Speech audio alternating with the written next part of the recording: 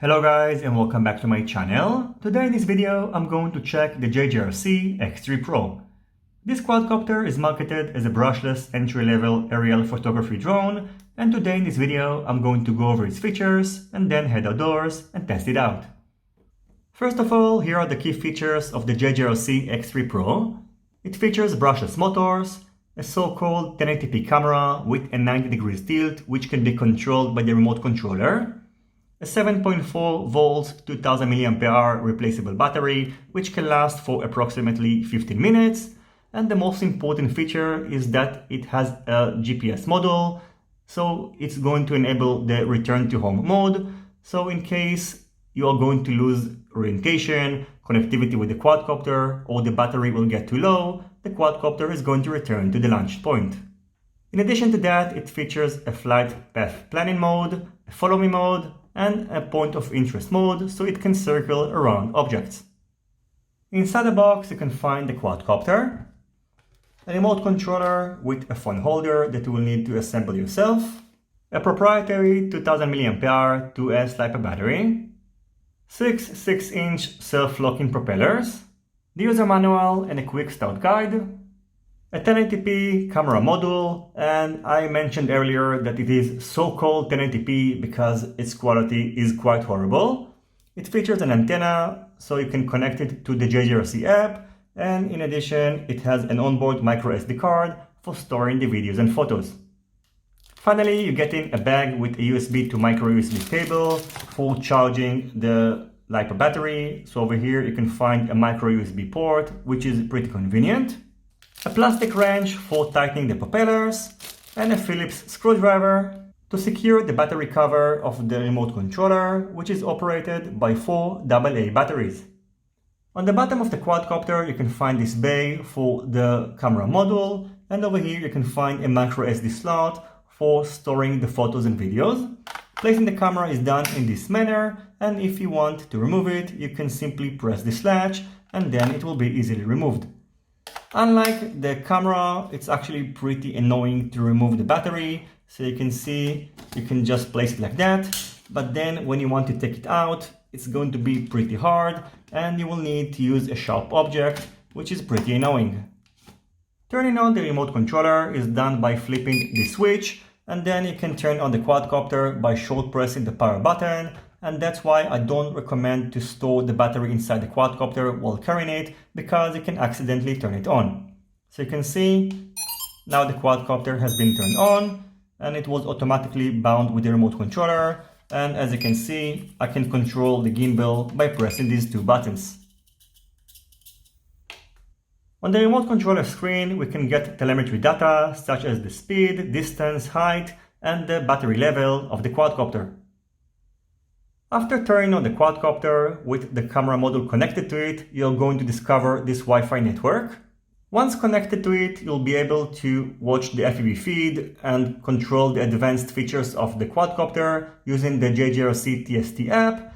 However, you should note that the quadcopter is not fully compatible with the Android app. So if you're using Android, in my experience, and I tried it with different phones, you'll be able to watch only the FPV feed, whereas on the iOS app, you'll be able to control the advanced features and also get the telemetry data. So over here, you need to select the X3 Plus quadcopter, then hit connect to device. And as you can see, we can see the FPV feed on the screen. And over here, we can see the current mode and the distance, height, and also the speed. Tapping the screen is going to reveal these buttons, which will enable you to control the quadcopter, flip the camera, enable and disable the VR mode, so you can place the phone inside Google Cardbox and then fly real FPV using it, which I actually don't really recommend because the video feed is not really good. You'll be able to also watch the videos and photos that you recorded, see the flight record data, use the flight path planning feature, and also the circle fly, which I'm going to demonstrate when I'm going to head outdoors. And over here you can see this menu, so you can enable and disable the beginner mode. And you can also set the maximum flight distance and the flight altitude, which is going to be enabled when you're going to set it to fence mode. The next thing I'm going to do is to head outdoors and show the features of the JJRC X3 Pro, but before that I'm going to go ahead and give you my conclusion, which might save you some time and money. Overall, I think that the JJRC X3 Pro is a nice toy-grade quadcopter, which is suitable for beginners, but you should note that you shouldn't expect much from its camera because the recorded video will be just unusable. In addition to that, it's pretty easy to control it, and if you are a beginner who wants to practice line-of-sight flying and maybe some basic FPV, I think that you might find the JJRC X3 Pro appealing, and if you can get it for around $100, I think that you're going to get a pretty good value for your money. Now, after this short introduction and also short conclusion, I'm going to head outdoors and show you the features of the X3 Pro. I hope you will enjoy the rest of this video. As always, if you have any questions, feel free to ask them in the comment section down below. Don't forget to leave a thumbs up if you like this video, and consider subscribing to my channel and hitting the notifications bell if you're not already subscribed. See you in my next videos, and goodbye. Okay, it's a beautiful day and I'm out here in the field.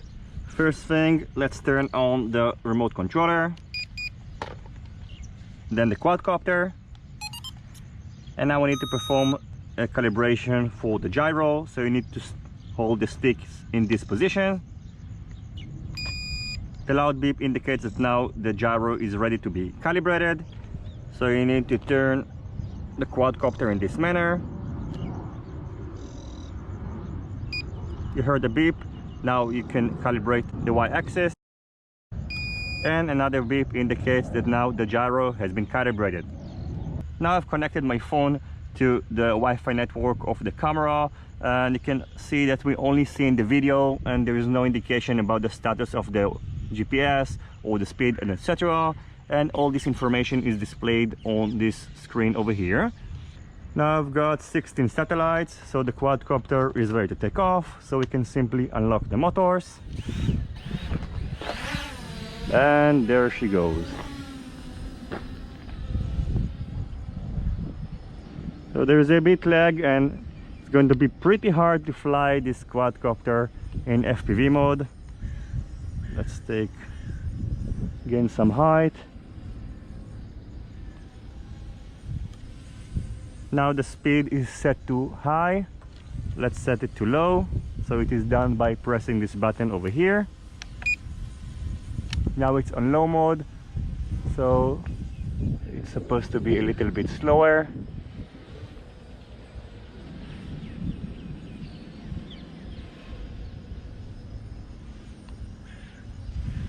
You can hear that the quadcopter is not that loud, which is pretty good.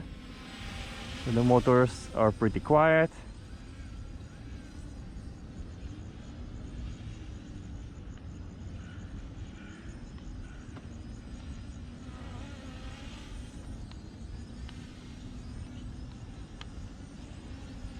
Let's get back to high mode.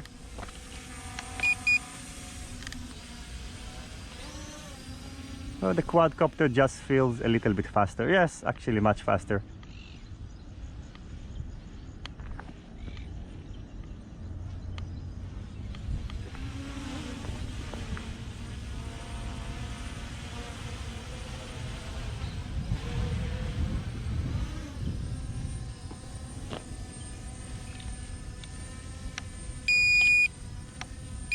As you can see over here, now fence mode is turned on, so you can get only up to 100 meters, which of course is way too high, and the range is limited to 300 meters. So we can turn off the fence mode by long pressing this button over here, and now it's been disabled. Currently the height is 4 meters, which seems a bit right. Let's get more height. And now it says 16 meters, which also seems quite alright. And the distance is 9 meters. Let's get a little bit farther.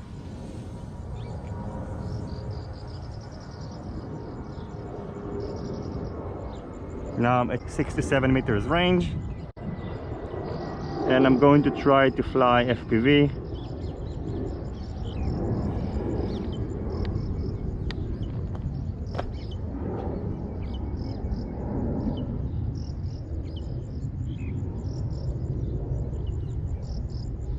So far I can still control the quadcopter and the video seems okay.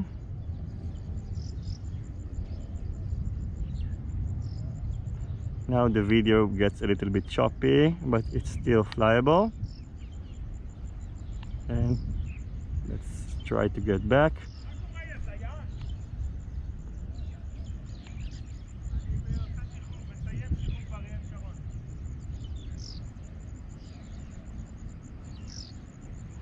Okay, as you can see, there's a lot of jello, so this is probably not going to replace your Mavic Pro.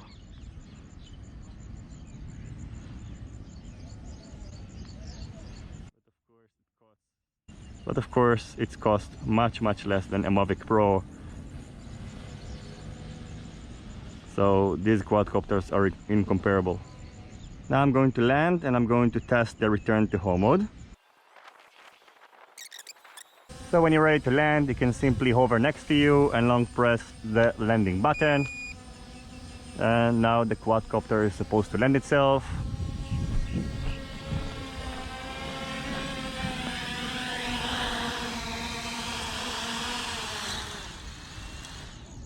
As it just did. Now I'm going to test the return to home feature. So the quadcopter is over here. I'm going to put something next to it in order to indicate it. So this is going to be our indication for the landing spot or takeoff spot. So let's take off. Now I'm going to get a little bit farther.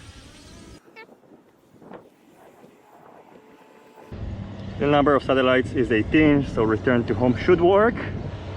And now we're going to flip the switch from GPS mode to return to home.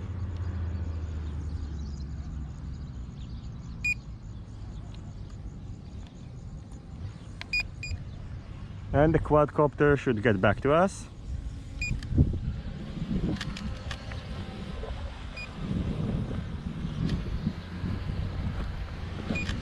When the quadcopter is at return to home mode, you're gonna hear a beep every couple of seconds, so it's going to indicate the quadcopter is returning to its base, which is of course the place where you took off from. It slowly descends.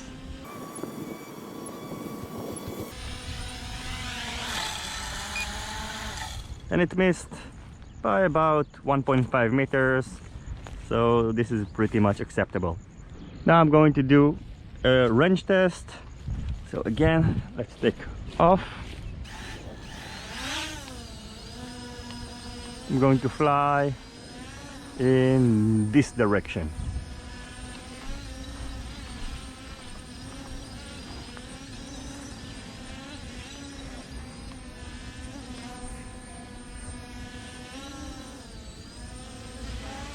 Okay, and let's go all the way.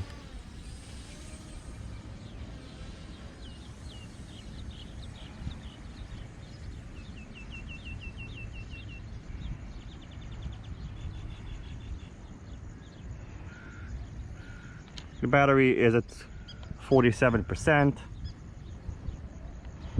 The altitude is 28 meters, 29 meters. The distance is 230 meters and I'm still getting video. The mode is set to high. And now I think that I lost the video at 364 meters. And I'm going to initiate the return to home mode.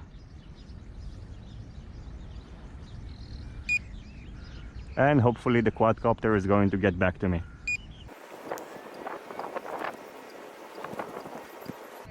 I can see that it's getting closer, but I still can't see it. And there it is. They're going to be pretty much limited by the range of the video and not by the range of the radio. And now the quadcopter lands itself. The battery level is at 37%.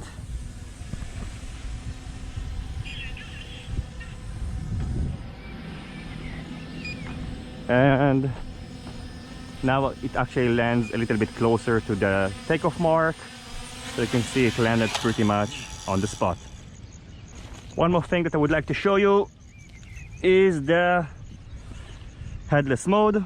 So again, let's take off, and if you want to initiate the headless mode, which means that left is going to be your left and right is going to be your right, no matter where the quadcopter is heading, you just need to long press the headless mode button over here. Now the quadcopter is in headless mode, so even though the camera is facing at my direction, you can see that when I'm rolling to the right, the quadcopter is rolled to the right, and again you can see it still rolls to the right. So for example, if you would like to take a photo of yourself, it's going to be easier when it's going to be in headless mode, and it's going to be easier to control the quadcopter. You can see that now I'm heading away, and if I want to get back to me, all I have to do is just to hold the pitch, and there you go. Again, let's test the return to home feature. And the return to home feature is probably one of the things that's going to make this quadcopter more appealing, because it's suitable for beginners. And if you just lost orientation, or you just lost connection with your quadcopter, you can simply initiate it and the quadcopter is going to get back to you.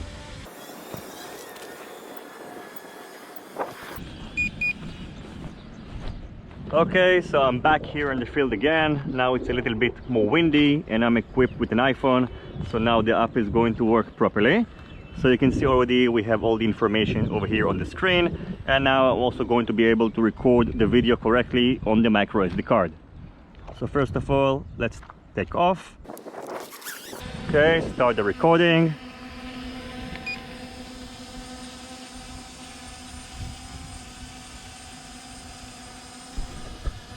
And let's just fly around.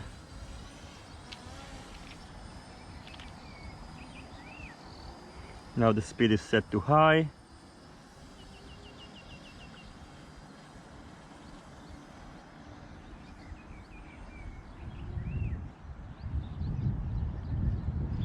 And I think that in terms of range, I'm more limited with this iPhone 5S than my Samsung Galaxy S10 Plus, because I can see that at 100 meters the video signal is already choppy. So I don't think that with an iPhone 5S you'll be able to get to 300 meters. So let me go back. Let's do a 360. For that, I'm going to switch to low mode.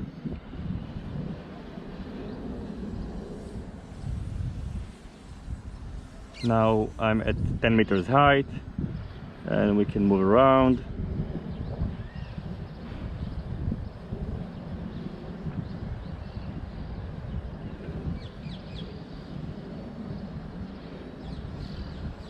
Let's get lower.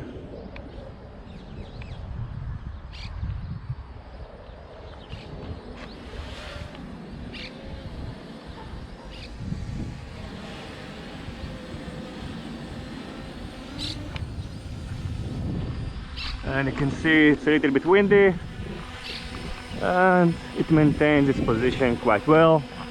Let's move it around. And it goes back to its position, although it lost probably half a meter of height.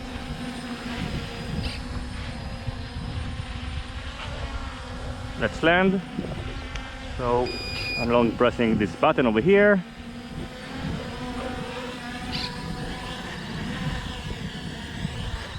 And now the quadcopter automatically lands itself. Now I'm going to show you another feature of the app. So first of all, let's take off.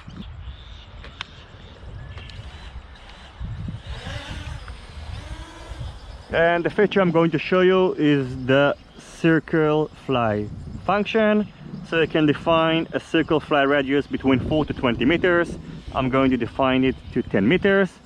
And after you press OK, you can see that the quadcopter is just going to fly around. And you can only control the attitude when you are going to throttle up, and you cannot control the yaw pitch or the roll, and this is going to enable you to take some circle shots. And if you want to get higher, you can just throttle up, and as you can see, we are gaining height. You should be careful when using this function not to bump into obstacles around you, because the quadcopter won't be able to detect them. So if your circle is going to be too high and you're going to bump into something, probably you're going to crash. So you can only control the throttle down and throttle up. And now I'm getting a little bit lower.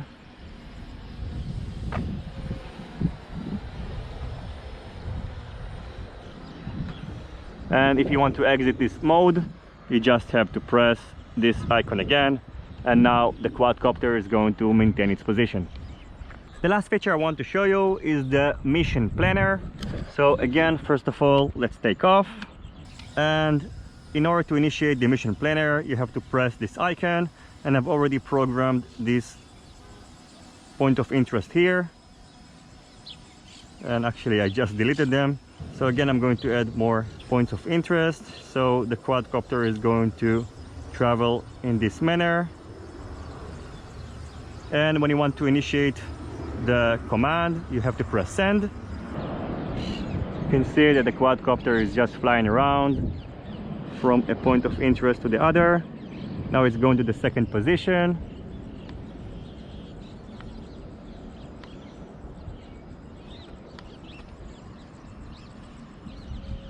And I'm actually very close to this tree, and at any point you can just exit this navigation mode by pressing this button again, and now the quadcopter is going to maintain its position and you can control it. So you can simply abort the mission planning by just pressing the mission planner again. So again, let's send in the same coordinations. Now, after we gained a little bit more height, you can see now it's at the first point of interest.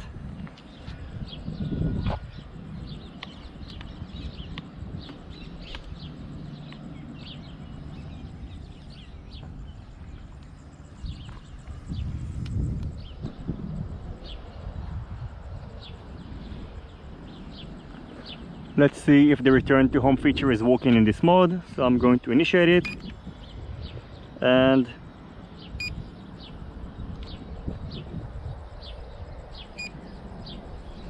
now the quadcopter is going home and it's overriding the point of interest mode.